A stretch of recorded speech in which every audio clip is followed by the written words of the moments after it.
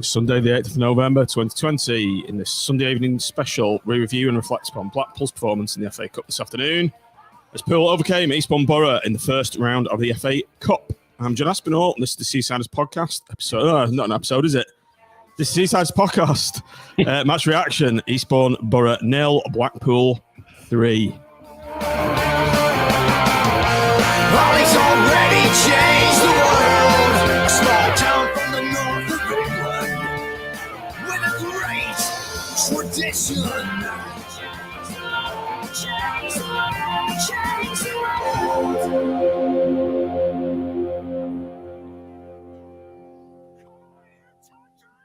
Good evening, everybody. Welcome to the stream. Welcome to the podcast. Welcome on Facebook, YouTube, and Periscope. This is the Seasiders podcast match reaction special, and I got that right. I nearly went on autopilot on that intro, saying it's a normal episode, but it's not, is it, chaps? It's Sunday evening. We're all stuffed after our Sunday dinners, about to reflect on a fine FA Cup performance in round one. Nick, what did you have for your Sunday dinner? I had slow-cooked roast pork, some potato gratin, a very nice carrot puree, some stuffing and applesauce, very nice gravy, and a small glass of Malbec. That sounds lovely. Sounds the sort of thing Tim would have. What did you have, Tim?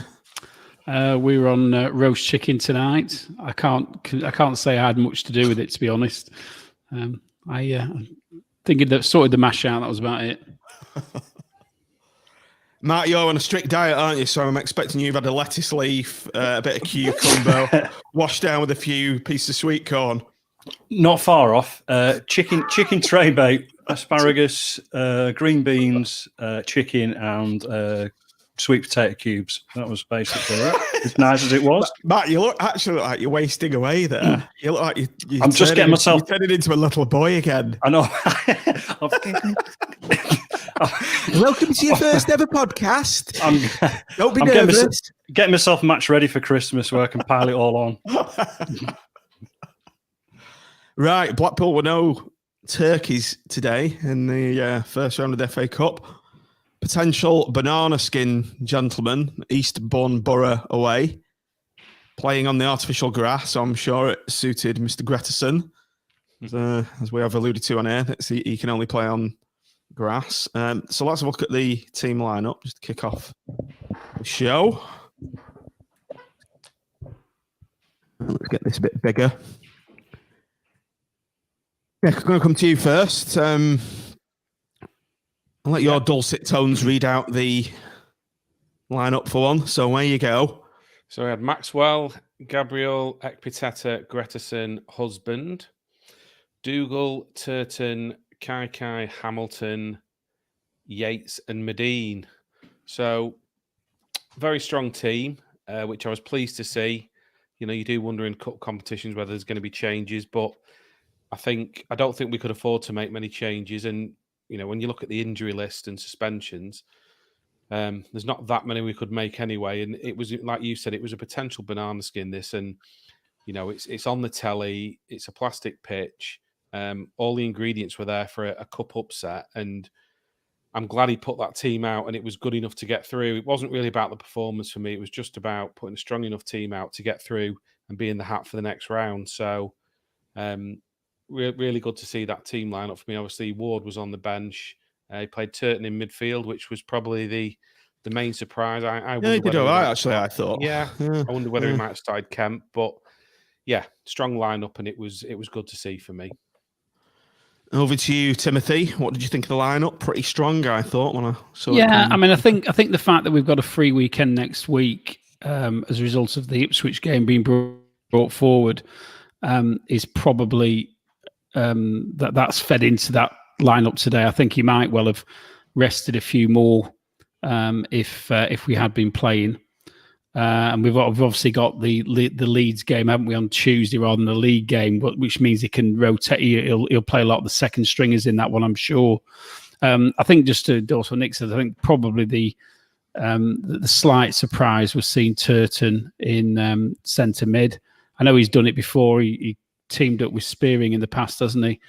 And that's and the fact that Ward was dropped for him. But again, that might be squad rotation. It might well be that Ward's got a bit of a niggle, or maybe he just wanted a bit more sort of a defensive player in the midfield. Maybe with the way we were playing it, with the wide positions and with the two up top. So yeah, but it was pleasing to see a strong team. It's always been a bit of a bugbear of mine that started with Holloway. A number of managers seem to have taken the cup competitions. They haven't taken it seriously at all. And as a fan, you want to see your team try and do as well as they can in the cups, not put second teams out. Everyone, welcome to the Squid stream, everybody. So give us your thoughts on what you think of the starting lineup, and just give us your thoughts throughout the stream, and we'll get your comments up on the screen and respond to them as long as they're clean and relevant. Matt, what did you think of that lineup? Yeah, I think like everyone else has touched on, really the only, I suppose, surprise was that Turton was starting in the centre and mid. Interestingly, that it seems as though they want to stick now with this 4-4-2 type of formation, so it would have potentially given Neil Critchley the opportunity to tweak a formation, given that a couple of players were obviously missing. But yeah, I think Turton being in there was pretty much the right decision. It could have been Ward, it could have been Turton, it could have been another, I suppose. But as it transpired, it was obviously the right decision, and it didn't involve too many square pegs in round holes. Excuse me for coughing one second. So there we go. It's been a particular bugbear of ours this season. No square pegs in round holes. So onto the game itself. I'm just trying to think of the beginning. I was struggling to get what was I doing? I was messing about in the kitchen, I think, before the first 5 minutes. We hit the post quite early on, didn't we? Yeah. Kai, after good work from Hamilton. I actually thought that had gone in. I did. Yeah, I did. I did. I was cheering. I was celebrating it. I started messaging the group saying "get in," and then somebody came up saying, "Oh, I should have scored then." I had to look back, and he probably should have scored. To be fair, it was great work from Hamilton. Pulled it back, and Kai, he's had a couple like that further out, hasn't he, in the last few games, and finished with aplomb, but sort of scuffed it a bit, and the keeper managed to tip it onto the post. But a good start. Yeah, I was about to say the same, that he didn't quite catch it right, did he? And I think did it take a deflection and the keeper saved it, I think, possibly. So yeah, obviously the keeper got a good little hand on it, didn't he? Yeah. He was a thorn in our side, as we'll no doubt go on to in the first few minutes and half, especially. So we've also hit the post twice in the first 15 minutes. Again, I keep doing Smiths. I missed this as well. I don't know what I was doing. Going and making a brew or something, and I missed it. So it was another great chance, wasn't it? And unfortunately, it's come off against the post. And Tim, were we thinking at this point it's going to be one of those? It's going to be one of those games. I think my slight concern was in all this was, were we being wasteful? Because we've seen so many games that we've dominated, albeit we do seem to be. I think with this formation, and we've got to bear in mind we're dealing with slightly inferior opposition, aren't we? But we were creating chances but not putting them away, and I was a bit concerned that it was going to come back to bite us at one point, because they had a couple of chances of their own as well, didn't they? Particularly when yeah, I can't remember who was it slipped now. I couldn't remember. I think it was Gretterson who slipped, wasn't it? And the guy got through, and Maxwell had to make a decent save. But yeah, so I'm looking at it and thinking, yes, we're on top. I think we had 80% possession in the first half, and Hamilton was absolutely destroying their left back. And I was just thinking, when's it going to go in? When's it going to go in? And you start to worry when you're going into the second half, and it just doesn't seem to be clicking. Albeit perhaps we were a bit unfortunate with the two that hit the post.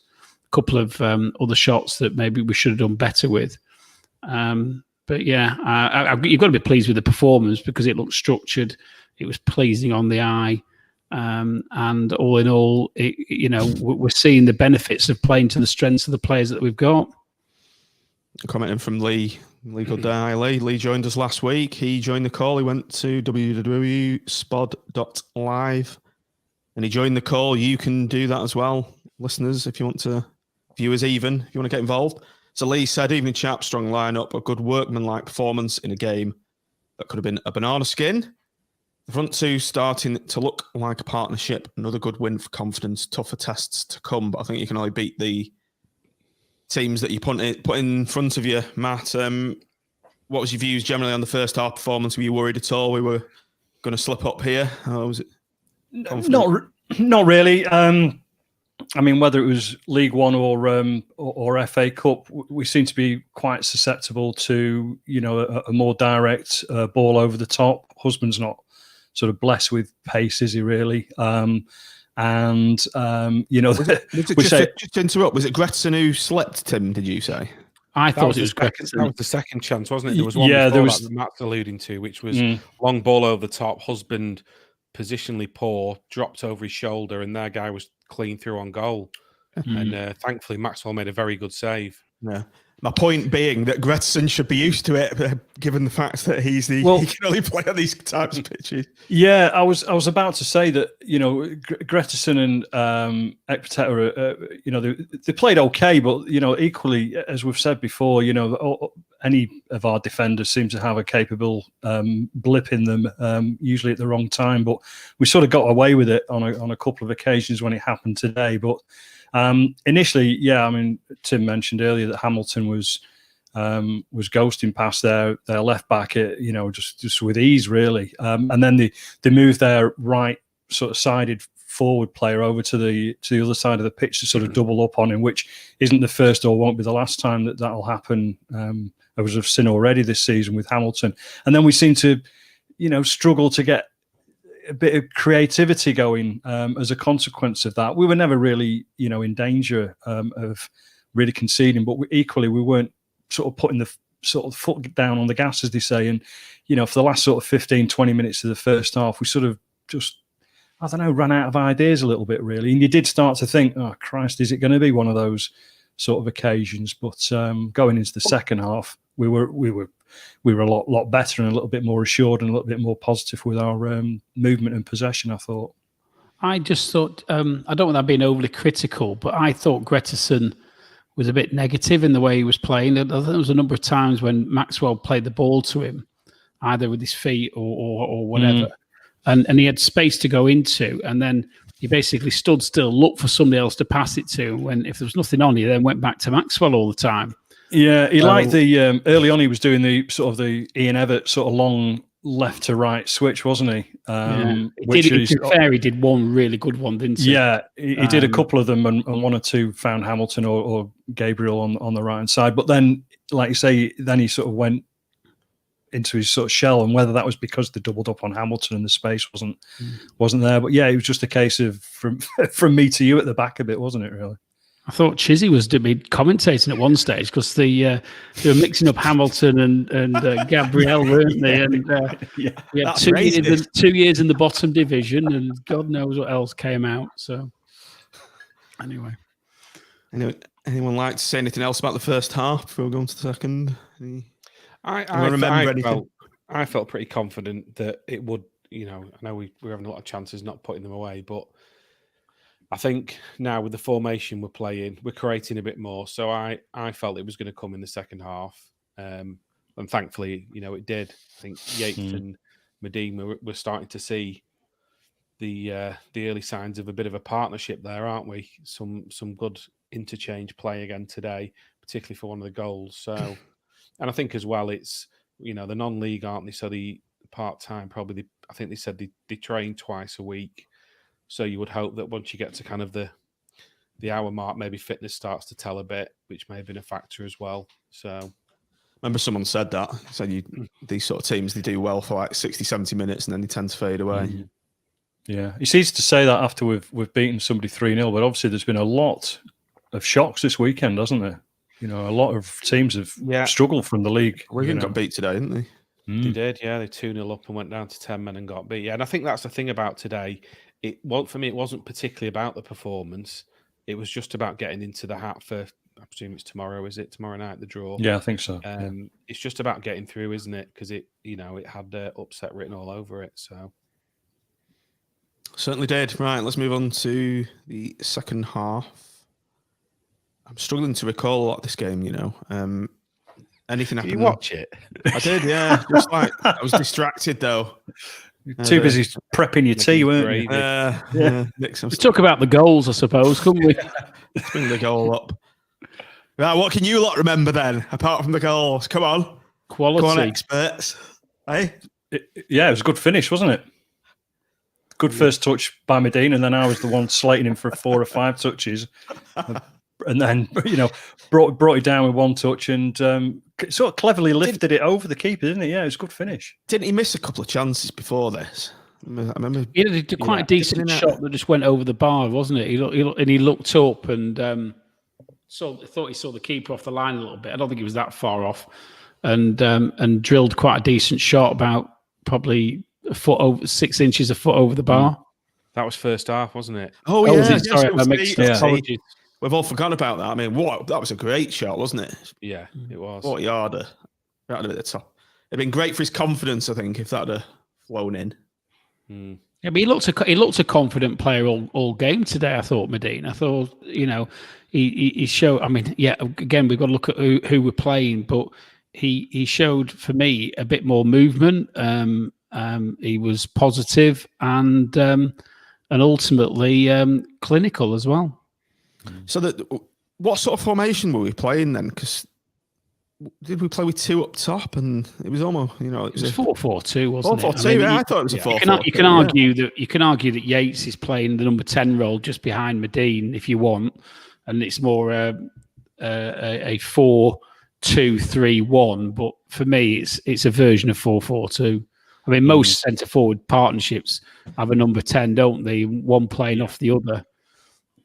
To be honest, what a difference it makes having them 2 up top together.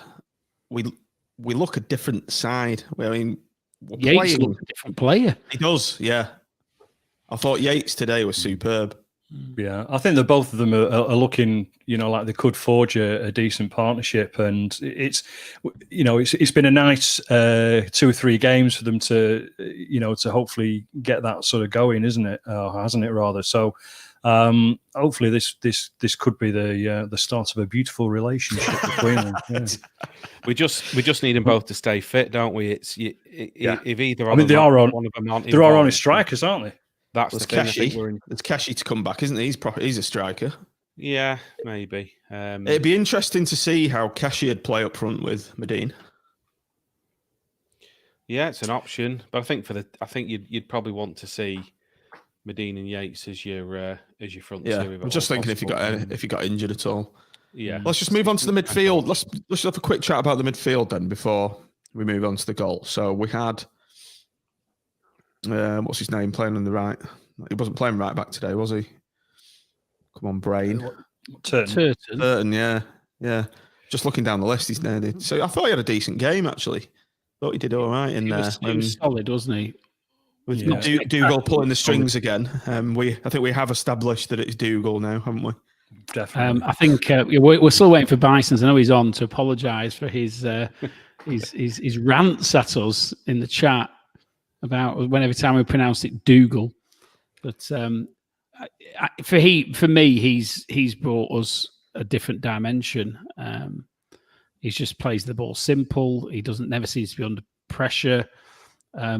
He's the captain. He's the captain material that we've been missing for me, and hopefully he'll be given that armband very shortly. It's a bold statement, Tim. Oh, I don't think it's that bold. I think we've been saying from the start of the season that, or I've been most certainly saying we shouldn't be having a goalkeeper as the captain. I don't think it should be a forward, to be honest.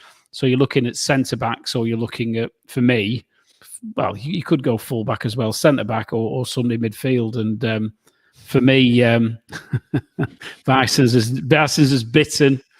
Trump-esque, that Bison's. Yeah. It is. I wonder if he's a Trump supporter, Bison's. I bet he is. Yeah. Are you Bison's? Fake But in all news.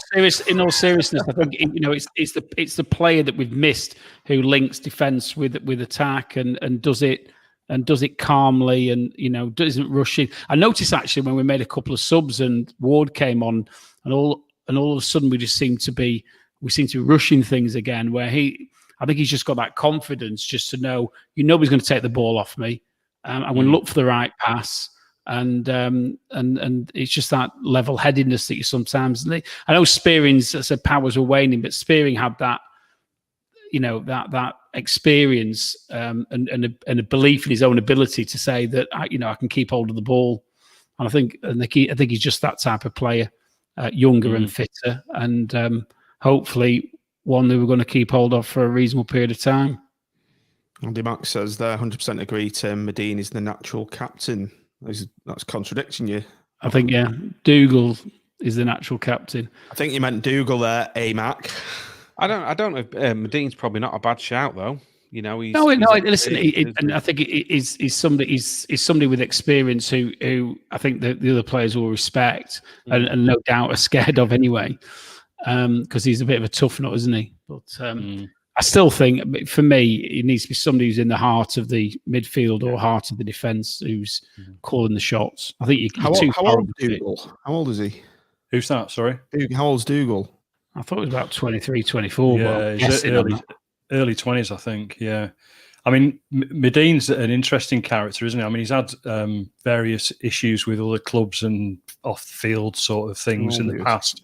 So I don't know if he's necessarily sort of captain material, but he might just be a senior pro, should we say, rather than a captain who can certainly give his two penneth on and off the pitch, both in the dressing room and all the rest of it. I'm sure he'd just get the respect off the players, but I don't know whether a manager would necessarily see him as a captain particularly. I don't think he would be. He's 30, so he's the older statesman in the side. Medine is. Yeah, born in Gateshead. Right, Susie Jordan. Yeah.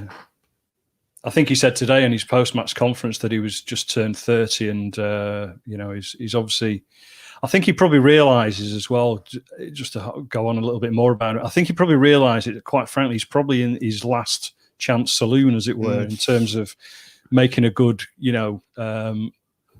sort of twilight of his career and making good money out of his living. And I think it looks like he's certainly a whole lot fitter than he was end of last season. So hopefully he's been working hard in the summer and extended summer anyway. And he's getting starting spots. I think he's obviously wanting to keep hold of it, which is good for us, of course. So AMC and Barisons have just informed us there that Dougal is 27. You don't think he's 27 by his looks, do you? You expect him? He looks like some sort of surfer from 21-year-old surfer dude, doesn't he?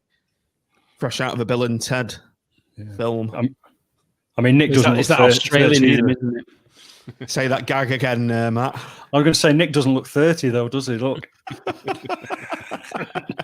Very good. James Martin. Fat James Martin. So we've got James. Well, James Martin's quite fat, isn't he? Not that I'm saying you're fat though, Nick. He goes up and down in weight, the James Martin, a lot. It's funny. Yeah, he has a binge and then does a mat. So let's see if he puts it all back on for Christmas. Give you some tips, Matt. So we've got James Martin, Keir Starmer. What should we call that? Anyway, I just wouldn't, John. I won't go there. Someone did say Alan Carr once, Matt, but that wasn't me. Alan Carr? I think it's because of your bins. Fine. Take him off. Mind your memory now. Nick Webley says Dougal is class. Gary Ford says, yes, I agree, Sean. In relation to Sean's comment, Dougal and Virtue in midfield with a good combination. Tim, we seem to forget that Matty Virtue is to come back, and it's a nice player to be having waiting in the wings. Yeah, I've always been a bit of a flag waver for Virtue, and he's most certainly, I think we've missed him as Ronnie Corbett. This just said Matt's Ronnie Corbett. a 6 foot, a 6 foot Ronnie Corbett. Yeah, Matt is actually. Although Matt does look tiny, Bison is in this window. He looks like a little boy. He's actually quite big in real life. So, yeah. Just need a black chair, and I can tell you a story. Language, Timothy. But you've never heard that gag, Tim, have you? Oh no, a few times, just a few. Someone calls you Timothy at Five Side. Oh, they call you Timmy. Oh yeah, one Five guy Side. does, Tim yeah. gets called Timmy. Goes, go on, Timmy. Yeah. What, when I scored my first half hat trick, was that? Yeah. Very rare occurrence, that. It was a very rare, but it did happen. AMAC. We should give us your real name, AMAC, or something a bit more to work on than AMC. Dougal, I imagine. Is that not Max? Is that not Max C side of that? Oh, is it? AVFTT. I don't know. Ask him. Is it you, AMC? Do spill. He says, so. Dougal, I imagine arriving at the ground in a VW camper van with surfboards. Yeah. You imagine being best mates with Shane Warne or something, can't you? Yeah. Oh, hang on. Bison's is mugging me off here. He said I was meaning it was you. So I'm Ronnie Corbett, am I? Yeah. I think that I'll just go back to a slightly more what we were talking about thing just for a second. I was a bit frustrated at some points in both halves about the midfield, and obviously this is where maybe another player other than Turton being next to Dougal, and they said Dougal, Dougal. We were just lacking a bit of creative.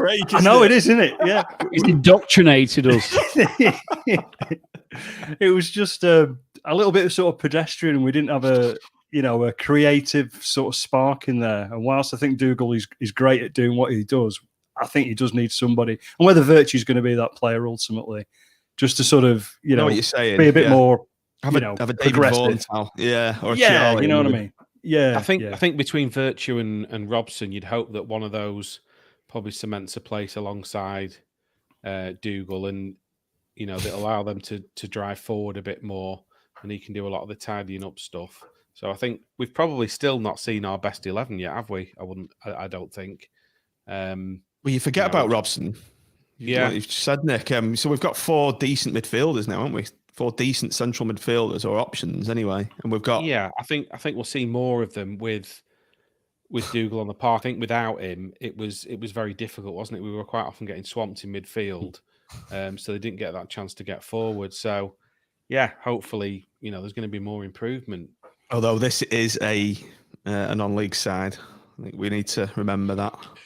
Yeah, it's all about perspective, isn't it? Because we've obviously beaten Burton and Wigan and Eastbourne now, so it's with respect, it's not the 3 hardest games we'll have all season, but it's probably just at the right time for us, isn't it, to have these sort of games and to get three good wins. And it's about confidence is a massive thing, isn't it?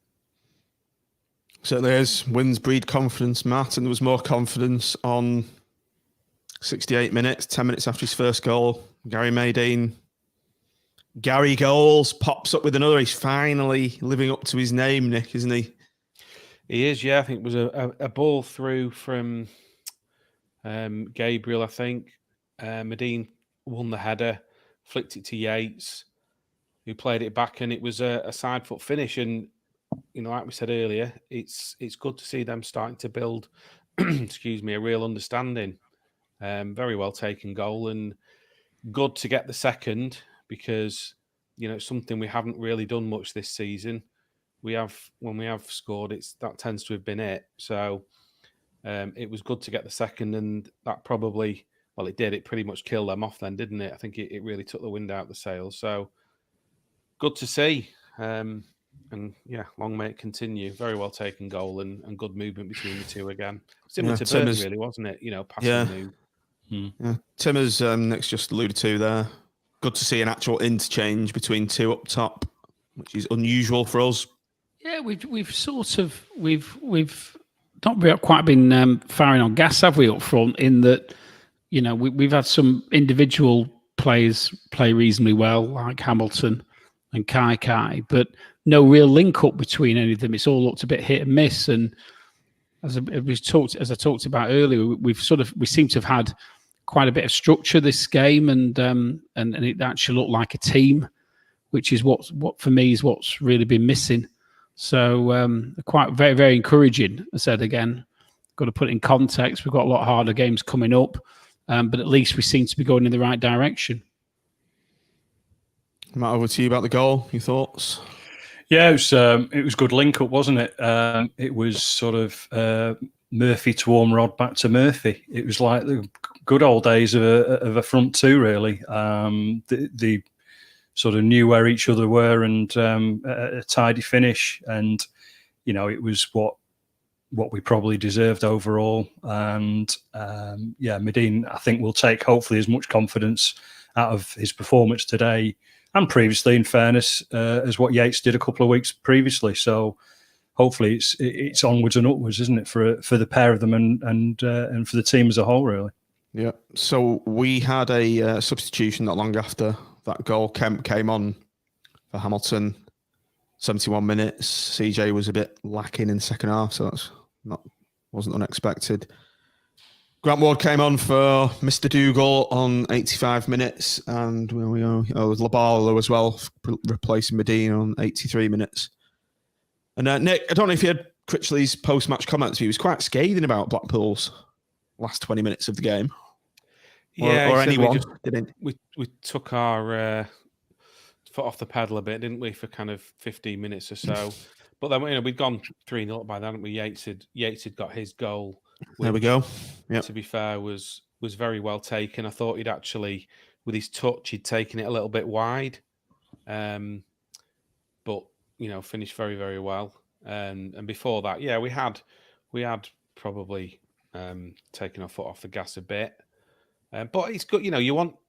I'd rather he said that than it was a perfect performance. It shows that he's always striving for improvement, and you want the players to hear that and to try and improve more for the next game. So, I wasn't massively surprised from it. I'd rather he say that than some of the stuff a few games ago, like against MK Dons, where he was saying they're the best team he's seen and, we were brilliant, where you're scratching your head. I thought this was a lot more honest and reflective of the game. We did ease up a bit, but, we got through. So that was the main thing for me.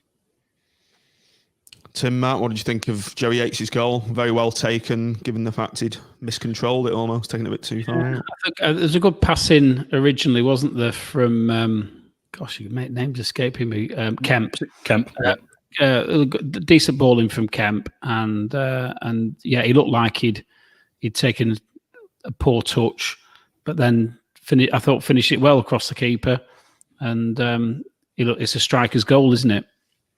Which is what we want from our striker, and we've not seen much of. So hopefully 3 goals in 2 games. Hopefully that's going to be a bit of a pattern moving forward, that he's going to be on the score sheet a lot more regularly. I think for me, you can just, I know it's the opposition, but you can see the confidence in Yates, can't you? He's a different player from 4 or 5 games ago, should I say?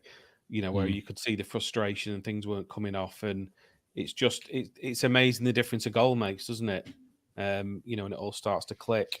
He looks a lot more confident and a lot more like the player that we hoped he was going to be when he signed, and we'd seen he scored all those goals for Swindon. So I think his whole body language has changed, hasn't it, on the pitch? He's playing with his chest out, and he just looks more confident. Yeah, he's running at people. He's facing the right way. He's not trying too hard, and it's coming off for him. So very pleasing to see.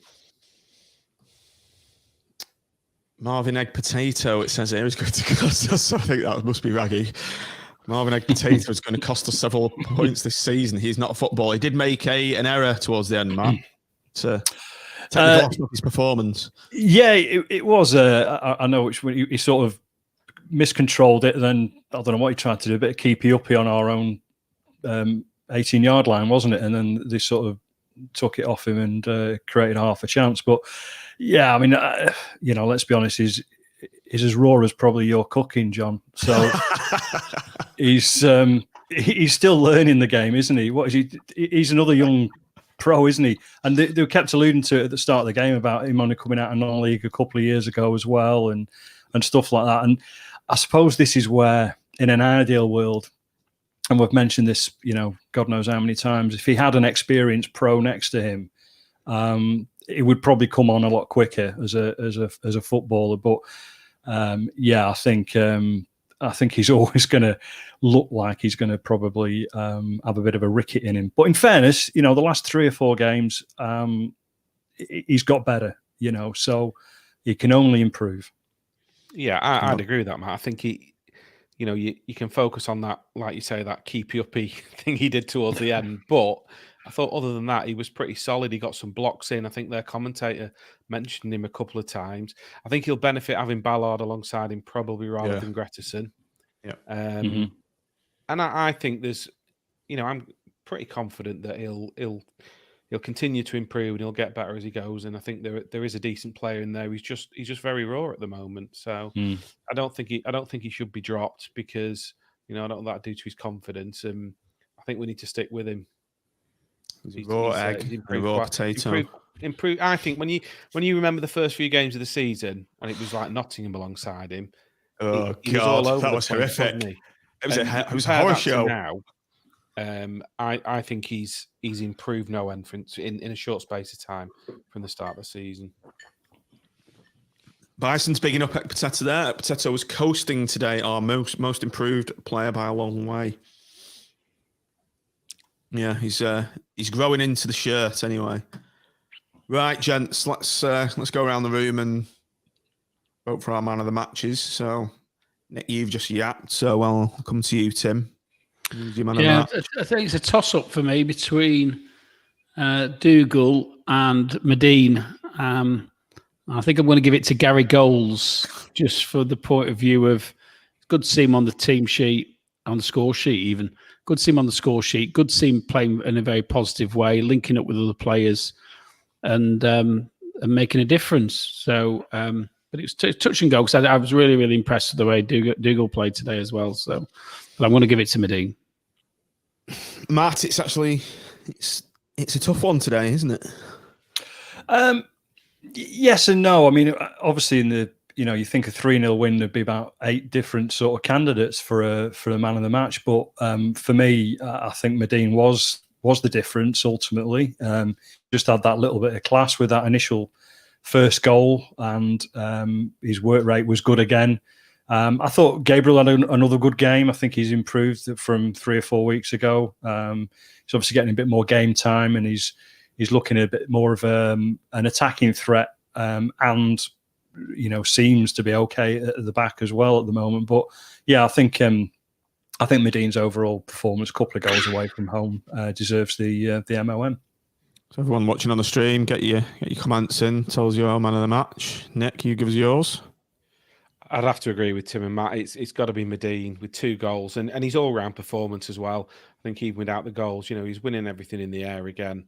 He's a real focal point and he brings other people into play, particularly Yates. I'd also agree with Matt that I thought Gabriel had a very good game. And, I'd like to see him get a run. He did have a shocker on his first one, but we can forgive him for that. And I think there's a decent player there and he could be a mainstay in the side. So he was probably a close second, but you've got to give it Medine for his 2 goals. AMC agrees with you there, Nick. Man of the match, goal Medine. Gary Medine, goal machine. I'm going to give it to Jerry Yates, actually, because I think his work rate and willingness to do the tough stuff up front and non-stop running and his goal, and I think he brought Medine into play quite a lot, so I'm going to give it to Jerry Yates. Let's quickly dip into the comments. Sean P agrees with me. Great minds, Sean. Man of the match, Yates.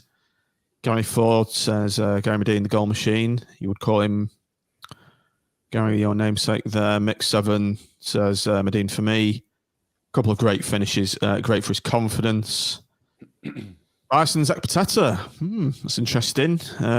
Ray says Medine.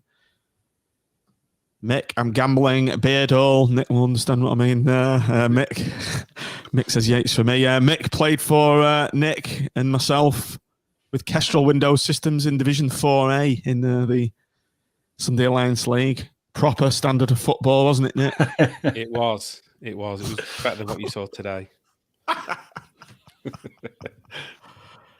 Right, let's just move over onto have a quick look at the match stats today. I had a quick look at this. Let's get rid of that. Over there. Quite a damning indictment for Eastbourne Borough there. Blackpool with the lion's share of the possession and 22 shots on goal. Well, 22 shots. 22 attempts at goal. 9 of which were on target. So will the 2 that hit the post be classed as off target? I think so, actually, yeah. I've got to say, I mean, the stats look good, don't they, from the point of view of actually showing attacking intent. And one of our big criticisms, or one of my big criticisms, has been that we've had all the possession but done nothing with it. And the reality is that we have today. There's some, I noticed there fouls. There were some absolutely horrendous challenges at on players at various stages. Just clumsy and the refs seemed to let a lot go today, which I kind of liked. I liked the game to flow. It was almost like it was a proper game of football, almost. You know, some stern challenges going in and not being pulled up. Or some Sunday League challenges going in, or anything like that. Did you see that one on Gabriel when he basically the guy came in and just basically took him out? I think Gabriel got up and thought, "What the hell was that all about?" Yeah, there's a few. There's a guy got subbed, didn't he? One of their players. He was on a yellow, and he'd just done another one that was borderline yellow, and you could see him heading towards a red card. So they took him straight off. There was Kai in particular seemed to be getting fouled a lot, and he just was not giving anything. Just in the first half, there was probably a decent penalty shout or two, and it's good for, you know, you don't want to see a picky ref who likes the sound of his own whistle, but at the same time, when it's some of them, you're wondering what he was watching with some of them. Definitely, I mean, we're always going to be biased, aren't we? But I think he maybe let a little bit too much go. I think. Anyone else got anything to say about those stats in front of them? No, I just think it probably just shows the difference in the league positions ultimately, doesn't it? You would expect us to have most possession, but let's be honest, that happened in the first 3 league games of the season, and that counted for bugger all, didn't it? So it's good to see that we've actually created chances and shots, and I think that's the important thing. I think I mentioned it last week when we did a pod or a post match that. We now all of a sudden seem to be getting bodies in the box. So when Hamilton and/or Kai is getting the ball in, there's Medine, there's Yates, there's the opposite winger, and then obviously we're picking up the loose ball as well. So we just seem to have a different sort of positive sort of mindset and approach to things, and I think that's all come about because of the change of formation ultimately. But it's good to see. Right, gents, let's just quickly bring this up from Christian Wollstone. Christian, him and I go back a long way. Dougal has added some steel to the midfield and doesn't mind having a pop at goal also. We forgot about that chance in the first half where he made some space. It's opened up for him. He's smashed a good shot towards the keeper, and the keeper's made a decent save again. So it's good to see someone actually shooting from midfield or from distance, which we've been missing. That's very, very sad. The refs let too much to go. If they'd have gone down to 10 men, it could have been 10-0. Sean said Critch's career, Calderwood is starting to have an influence on the team. Let's just throw that out to the okay. Critch's carer, sorry. Calderwood is starting to have an influence on the team, that's for sure. I'll just throw it out I'll show that out to the room then. What a difference it's made, Calderwood, results-wise, and, you know, it can be argued performance-wise since Calderwood's arrived. Do you know what my thoughts are? My thoughts are that I think the players haven't been happy with that formation, and it wouldn't surprise me if Calderwood's had a word with a few, got their thoughts, and then fed that back into Critchley.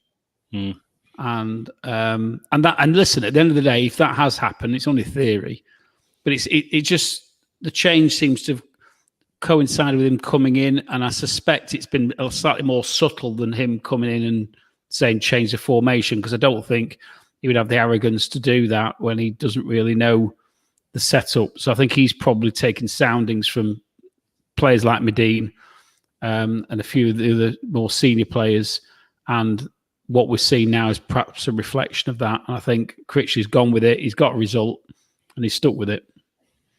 Bison isn't having it. There's a surprise. I was wrong last time about Dougal, so he could be wrong again. Pure coincidence for the benefit of people listening to this. That's what Bison says. Pure coincidence. Is it a coincidence, Nick? You can have your say now. What you're about to say. Well, he's gone on to say he's only been here a week, and that is a fair point. But whether he's had a word with him or not, they've brought him in for a reason, haven't they? They obviously felt it needed some experience. So, I think he will be having input, albeit early days. If he's watched our games so far this season, I'm sure he'd be of a similar opinion to us and most of the fans that it's there's been some nice, pretty football, but this 65% possession, if you're not having a shot, doesn't really count for much. So, I dare say he's had some input into that, albeit very early days. So, yeah, I think there'll have been some influence there, and long may it continue. I hope that. I don't know whether this has been forced upon him, this formation through, a combination of someone saying something or the injuries and the suspensions. But for whatever reason it's happened, we need to continue it as much as possible, whether it's a 4-4-2 or, like you said earlier, a slight variation on that throughout the game.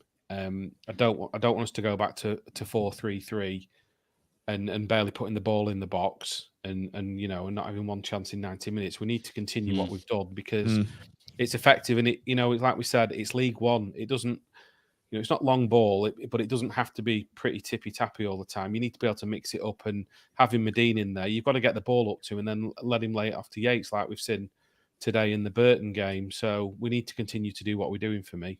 Even with the players that come back in, I think that just gives us more options, doesn't it? It does. Next up, Dead Hours of Crime then. We've got Leeds United at home on Wednesday the 11th. I'll just get it up on the screen. There we go. So we've got the Papa John's Trophy on the Wednesday the 11th of November, which is it's this week, isn't it? And where's that? It's at Bloomfield Road on Wednesday. Anyone going to be watching that? I'm not sure I'm paying a tenner to watch it. Is it a tenner to watch that? Is it a tenner really? What I think high TV might be. Do you get a free pizza? I was just about to say. Oh yeah, we'll never get a 12 pizza. Papa John's pizzas are an absolute rip-off. It's in the price. So rip-off the pizzas. It's a rip-off to watch that tin pot. It's not even a pizza box game, I think we can call it. Not tin pot trophy, pizza box trophy. We're not lining them up as sponsors of the next podcast then, presumably. I think what it does do is Go on, Tim, it gives us an opportunity to get a game time for some of the players, the fringe players who maybe either just been coming on for sub or maybe haven't even got any playing time at all. So I think I think we can expect a second string out there. Ballard's playing. He's been called up for Northern Ireland next week, hasn't he? So he won't be involved, but he'll probably be getting a game for them. But I'd expect us to see a few of the fringe players in. I think that's fairly certain. Kemp will probably start. I think you're going to look at a few. Labala will start on the other side, I suspect. I don't know what they'll do about the forward positions, but we have got Saturday free, so there is a little bit of downtime coming up, isn't there? Why is Saturday free? Because we brought the Ipswich game forward when Sunderland called a game off for the internationals. As it happens, I don't know how many players you need to have missing, but if we had Ballard missing, we might have not been playing anyway this weekend. But I think I'd rather be playing Ipswich. I'd rather be playing Ipswich next Saturday with a bit of form behind us than when we played them when we were on absolute, nightmare run, weren't we? So it's a bit frustrating. Really. I think we've given away 3 points there. So we have got a free weekend, but fear not, listeners. The Seasiders podcast will be filling that void with an interview with the one and only John Hills. Hillsy has confirmed an interview with us next Saturday. Time to be confirmed. I think it's about 3 o'clock we're going to do it. So stay tuned for that. I'll be releasing that on the socials as per usual. Been using my contacts, Tim, in Polton Youth. Have you? Under 8 to secure that one, yeah. He's on he manages the Lytham team, the under 8s, and he's on my WhatsApp group. And I just noticed his name, John Hills. I wonder if it's him. So yeah, sent him a message and he's up for it. So yeah, be good to get Hillsy on. Good stuff. Yeah, Blackpool boy. Apart from the blank weekend next weekend, then let's just go through November's fixtures, and it doesn't come any tougher than this. November the 21st, Peterborough away. They're absolutely flying at the moment, scoring goals left, right, and centre, and it's going to be really tough. This, isn't it? Yeah, the next 3 games are slightly more competitive than the last 3, or at least on paper, anyway. So, yeah, I think if we can come through those, well, I mean, what would you say would be a decent points tally out of those 3 games? I'd take 3 points personally. You know, I think we're doing very well to get 3 points. Yeah. I mean, I don't know. I mean, you could. We mentioned the other week that somehow we managed to pull out. Traditionally, we've sort of pulled out better performances against so-called better teams, but you know, and we should be fairly confident after the last few games. But you know, like you say, Peterborough are flying, aren't they? Doncaster Will Ballard be back for Peterborough? I think so. You never know. We might snatch a point there, as Matt, you've said there. Yeah, you know, I think a draw, a win, and a defeat. I'm not sure which order, but I think 4 points from those 3 games. I think we could get. Spud says we're going to get 6. Bison says we're going to get 4. Doncaster Rovers, Tim, what are they like this season? Are they not sure where they are in the league. Bouncing around mid-table, I think. Yeah, I think they're just. I think that's the one that stands out to me as a game there where we can potentially pick up points. Out cards on the table, I do not see us getting anything at Peterborough, and Portsmouth. I think if we got a draw out of that, we'll be doing well. So, with what I mean, on reflection, the one we can win is Doncaster. Will we win it? Who knows? But it depends which team turns up. If with the 4-4-2, the problem is we've only seen this Blackpool team with a new formation against teams right at the bottom of the league, and how we'll cope with teams a bit further up remains to be seen, doesn't it? Hopefully, we can stand our corner. Yeah. So I think what we did mention off air that we were going to do a proper kind of full fat pod, didn't we? Midweek perhaps, and we'll go through the fixtures in the future, and we're going to review our predictions and see where we're going in the based on our pre-season ones, not very well. Yeah. Although to be fair, we did have Peterborough at the top, most of us, didn't we? We did. I think that's Raggy. Says wash Tim's mouth out, 3 points at Peterborough. Happy stamping ground for us previously. It was Mr. Potato. That famous game when we beat them to go above Swansea in the Championship playoffs. What a game that was, eh? I mean, team then, though, to be fair. Yeah. I mean, they were flying when they played us at our place, and we beat them 4-3. Like, was it last? That was only last year, wasn't it? That's right. You know, they were flying and had obviously Ivan Toney and Mohamed Essai. I can't remember what he's called now. The other striker who scored 1 million goals for them last season. So, you know, you never know. They might, we might just catch them on an off day again, and they do like to score, but equally they've always conceded, haven't they, Peterborough? It's just something they seem to do quite well. And I think as well, just quickly before we finish, it's, going to Pompey when there's, 15, 20,000 on and the crowd are on top of you, it can be intimidating, but that's not a factor anymore, is it? So I think no fans has become a bit of a leveller, across all leagues, not just in this country. And, you do see some, what you would think are surprising results. So, we can go there with confidence. We're on a decent run, and hopefully give a decent account of ourselves. Right, I think we'll call it an evening there, gents. It's nearly 9 o'clock. Everyone's bedtime's work tomorrow. So just looking at the screen there, listeners, this is particularly relevant if you're watching this on YouTube. Do like and subscribe. This show it does help us grow, gets us more exposure on there. I think if you look down to the bottom, where am I pointing here? That corner there, there's a little subscribe button or you subscribe. So do click that if you've watched this. Like I say, it does help us grow and get exposure on YouTube. So yeah, thanks everybody for watching. Thanks for your comments. Thanks everyone on the audio pod. This will be going out tomorrow at some juncture when I get around to it.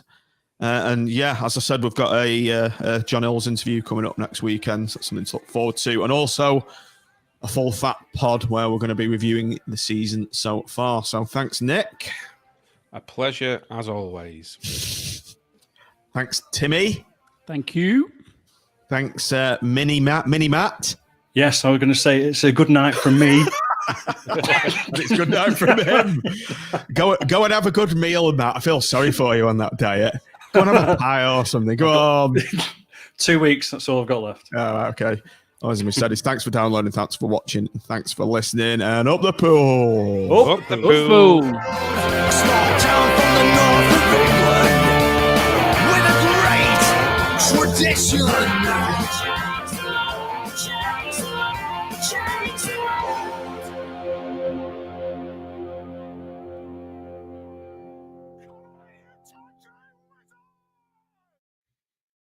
Right, thanks for watching, everybody. Just one more thing, patreon.com/SeasidersPod. If you want to join our Patreon supporter program, by joining the program, you're supporting our content and you get extra stuff, even like our private WhatsApp group. You'll also get to watch and interact with Hillsy on our John Hills interview. We are going to be streaming that, but to Patreons only. So, yeah, that's a good reason to sign up. Only £3.50 per month. Price for pint per month, and it really does help us make the show better and pays for our costs and gear upgrades. So again, head over to patreon.com/SeasidersPod to hopefully sign up and find out more. Right, we'll speak to you on the next show, which will be a full fat pod in the week. Again, just keep your eyes and your digits peeled to our social channels. I'll be announcing it on there. So thanks for watching, thanks for downloading, thanks for listening, and I'll speak to you soon. See you later. Bye.